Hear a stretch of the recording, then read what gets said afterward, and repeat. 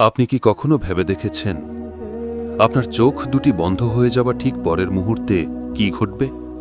যখন সব কোলাহল থেমে যাবে, যখন আপনি থাকবেন সম্পূর্ণ একা, এক অন্ধকার সংকীর্ণ ঘরে। আজ আমরা কোনো কাল্পনিক গল্প বলবো না। আজ আমরা সেই সফরের কথা জানব যা থেকে পালানোর কোনো পথ নেই। এই ভিডিওতে আপনারা যা কিছু দৃশ্য দেখবেন তার সবই এই ভিডিওর বিষয়বস্তুর উপর ভিত্তি করে আর্টিফিশিয়াল ইন্টেলিজেন্স বা এআই এর মাধ্যমে তৈরি করা হয়েছে। এগুলো কেবলই প্রতীকী এবং কাল্পনিক চিত্রায়ন। ফেরেশতা, আত্মা বা কবরের জগতের প্রকৃত রূপ কেমন তা একমাত্র আল্লাহ তাআলাই ভালো জানেন। তাই দয়া করে এই দৃশ্যগুলোকে আক্ষরিক অর্থে বাস্তব বা সত্য বলে বিশ্বাস করবেন না।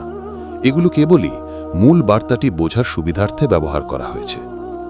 আসসালামু আলাইকুম। আজ আমরা এমন এক সফরের কথা জানব যে সফরের যাত্রী আমাদের প্রত্যেককেই হতে হবে।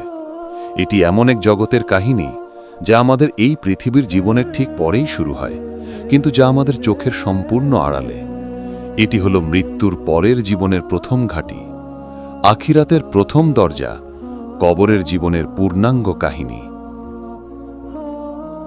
এটি সেই বাস্তবতার বর্ণনা যা রাসূলুল্লাহ সাল্লাল্লাহু আলাইহি ওয়াসাল্লাম আমাদের জানিয়ে গেছেন। এমন এক বাস্তবতা যা শোনার পর হয়তো আমাদের হৃদস্পন্দনও বদলে যাবে। যখন কোনো মানুষের দুনিয়াতে বেঁচে থাকার সময় শেষ হয়ে যায়, তখন আল্লাহর হুকুমে তার কাছে ফেরেশতারা অবতীর্ণ হন। আর এখানেই শুরু হয় ভালো মন্দের প্রথম বিভাজন। যদি সে হয় ঈমানদার, রাসূল সাল্লাল্লাহু আলাইহি ওয়াসাল্লাম বলেছেন, তার কাছে আসেন উজ্জ্বল নুরানি চেহারার রহমতের ফেরেশতারা। তাদের চেহারা হয় সূর্যের মতো দীপ্তিময়। তাদের সাথে থাকে জান্নাত থেকে নিয়ে আসা রেশমি কাফন আর জান্নাতের সুগন্ধি। তারা এসে সেই ব্যক্তির চোখের দৃষ্টিসীমার মধ্যে বসে পড়েন। এরপর আগমন ঘটে প্রধান ফেরেশতা হযরত আজরাইল আলাইহিস সালামের। তিনি অত্যন্ত আদরের সাথে তার মাথার কাছে বসেন এবং বলেন, হে পবিত্র আত্মা, তোমার রবের ক্ষমা ও সন্তুষ্টির দিকে বেরিয়ে এসো। তখন সেই রূহ বা আত্মা শরীর থেকে এত সহজে, এত মসৃণভাবে বেরিয়ে আসে যেমন একটি কলসির মুখ থেকে পানির ফোঁটা গড়িয়ে পড়ে। সেই পবিত্র রূহকে যখন তিনি গ্রহণ করেন, রহমতের ফেরেশতারা এক মুহূর্ত দেরি না করে তা হাতে তুলে নেন আর জান্নাতের সেই সুগন্ধি কাফনে জড়িয়ে ফেলেন। আর সেই রূহ থেকে তখন এমন সুগন্ধি বের হতে থাকে যা এই পৃথিবীতে পাওয়া সবচেয়ে সেরা মেশক অম্বারের চেয়েও উত্তম। কিন্তু ব্যক্তি যদি বদকার বা পাপী হয়, তার অভিজ্ঞতা হয় ঠিক এর উল্টো। তার কাছে আসেন ভয়ঙ্কর, কালো এবং কুৎসিত চেহারার আযাবের ফেরেশতারা। তাদের সাথে থাকে জাহান্নাম থেকে নিয়ে আসা খসখসে দুর্গন্ধময় চট। তারাও তার দৃষ্টিসীমার মধ্যে বসে পড়েন। এরপর মৃত্যুর ফেরেশতা আসেন এবং অত্যন্ত কঠোরভাবে তার মাথার কাছে বসেন। তিনি বলেন, হে খবিস, অপবিত্র আত্মা, আল্লাহর ক্রোধ ও আযাবের দিকে বেরিয়ে আয়। এই কথা শুনে সেই আত্মা ভয়ে শরীরের শিরায় উপশিরায় পালাতে চেষ্টা করে।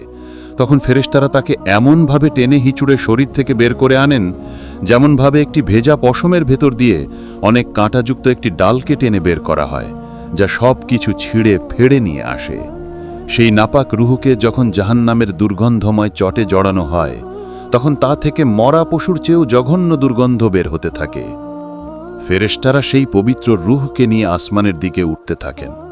তারা যখনই কোনো আসমানের ফেরেশতাদের দল অতিক্রম করেন, সেই ফেরেশতারা জিজ্ঞেস করেন, এই পবিত্র আত্মাটি কার? কি চমৎকার সুগন্ধ! উত্তরে রূহকে নিয়ে যাওয়া ফেরেশতারা দুনিয়াতে তার সবচেয়ে সুন্দর নামে তার পরিচয় দেন।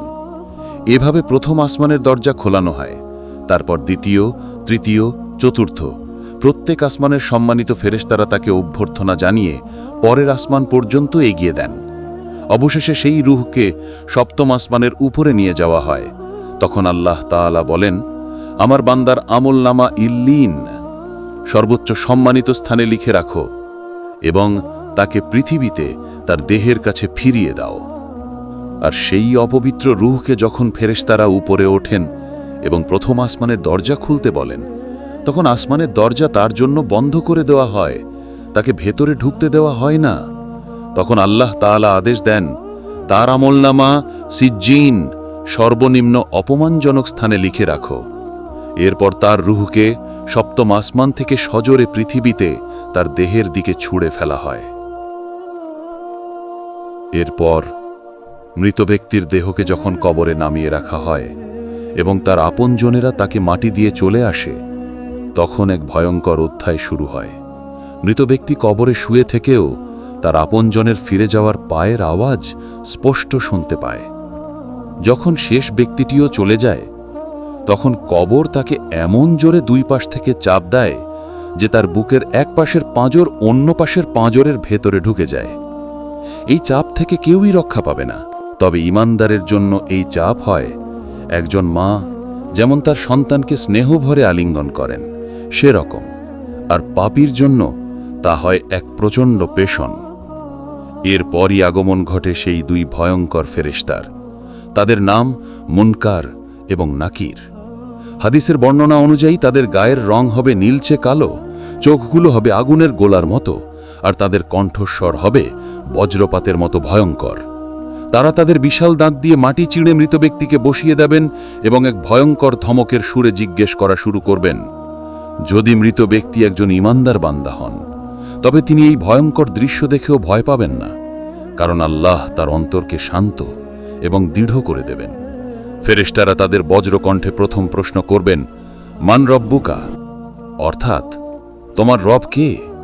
ঈমানদার বান্দা কোনো ভয় না পেয়ে অত্যন্ত শান্ত এবং দৃঢ় কণ্ঠে উত্তর দেবেন, রব্বি আল্লাহ, অর্থাৎ আমার রব আল্লাহ। তারা দ্বিতীয় প্রশ্ন করবেন, ওয়ামা দীনুকা, অর্থাৎ তোমার ধর্ম কি? তিনি উত্তর দেবেন, দীনি আল ইসলাম, অর্থাৎ আমার দিন হল ইসলাম। সবশেষে তারা আমাদের প্রিয় নবী হযরত মুহাম্মদ সাল্লাল্লাহু আলাইহি ওয়াসাল্লামের দিকে ইশারা করে তৃতীয় প্রশ্নটি করবেন, এই ব্যক্তি সম্পর্কে তুমি কি বলতে? ঈমানদার বান্দা উত্তরে বলবেন, হুয়া রাসূলুল্লাহ, অর্থাৎ তিনি আল্লাহর রসূল। আমি আল্লাহর কিতাব পড়েছি, তার উপর ঈমান এনেছি এবং তাকে সত্য বলে জেনেছি। কিন্তু মৃত ব্যক্তি যদি একজন বদকার বা পাপী মানুষ হয়, তবে মুনকার নাকিরের ভয়ঙ্কর চেহারা দেখেই তার আত্মা শুকিয়ে যাবে। ভয়ে সে থরথর করে কাঁপতে থাকবে। ফেরেশতারা যখন তাকে বসিয়ে প্রথম প্রশ্ন করবেন, মান রব্বুকা, ভয়ে আর আতঙ্কে তার মুখ দিয়ে কোনো কথা বের হবে না। সে তোতলানো গলায় বলবে, হা হা হা লা আদরি, অর্থাৎ হায় হায়, আমি তো কিছুই জানি না, বা আমি তো কিছুই জানি না। তারা আবার দ্বিতীয় প্রশ্ন করবেন, ওয়ামা দীনুকা, অর্থাৎ তোমার ধর্ম কি? সে আবারও একই উত্তর দেবে, হা হা লা আদরি, অর্থাৎ আমি তো কিছুই জানি না। সবশেষে তারা নবীজিকে দেখিয়ে তৃতীয় প্রশ্নটি করবেন, এই ব্যক্তি সম্পর্কে তুমি কি বলতে? সে উত্তর দেবে, আমি তো কিছুই জানি না, মানুষ যা বলতো আমিও তাই বলতাম। আর পাপীর ভুল উত্তর শোনার পর আসমান থেকে এক গায়েবী আওয়াজ আসবে, সে মিথ্যা বলেছে, তার জন্য জাহান্নামের একটি বিছানা বিছিয়ে দাও এবং জাহান্নামের একটি দরজা খুলে দাও। সাথে সাথে জাহান্নামের ভয়ঙ্কর গরম আর দুর্গন্ধ বাতাস তার কবরে আসতে শুরু করবে। তার কবরকে এমন জোরে চাপ দেয়া হবে যে তার বুকের পাঁজরগুলো চূর্ণ বিচূর্ণ হয়ে যাবে। এরপর তার কাছে একজন কুৎসিত এবং ভয়ঙ্কর চেহারার পচা দুর্গন্ধযুক্ত একজন ব্যক্তি আসবে। মৃত ব্যক্তি তাকে জিজ্ঞেস করবে, তুই কে? সেই কুৎসিত ব্যক্তি উত্তর দেবে, আমি তোর বদ আমল। এরপর তার ওপর আযাবের জন্য ফেরেশতা এবং বিষধর সাপ নিযুক্ত হবে, যা তাকে কিয়ামত পর্যন্ত অবিরাম দংশন করতে থাকবে আর আযাব দিতে থাকবে।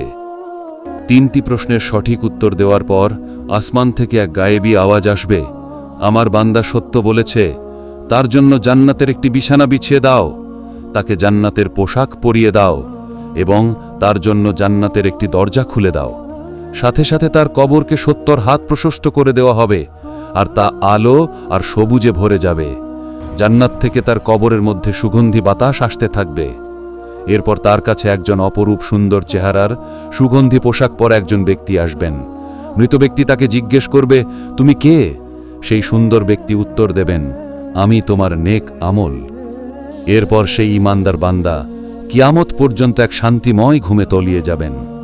এভাবেই মৃত্যুর পর কবরের জগতে মানুষ তাদের দুনিয়ার জীবনের প্রথম ফলাফল পেতে শুরু করবে। কারো জন্য কবর হবে জান্নাতের বাগান, আর কারো জন্য হবে জাহান্নামের গর্ত। এটাই সেই প্রথম দরজা। এই দরজার ওপারে কি অপেক্ষা করছে তা নির্ভর করছে আজ আমরা এই পৃথিবীতে কি করছি তার উপর। আসুন সেই অনিবার্য সফরের জন্য নিজেদের প্রস্তুত করি।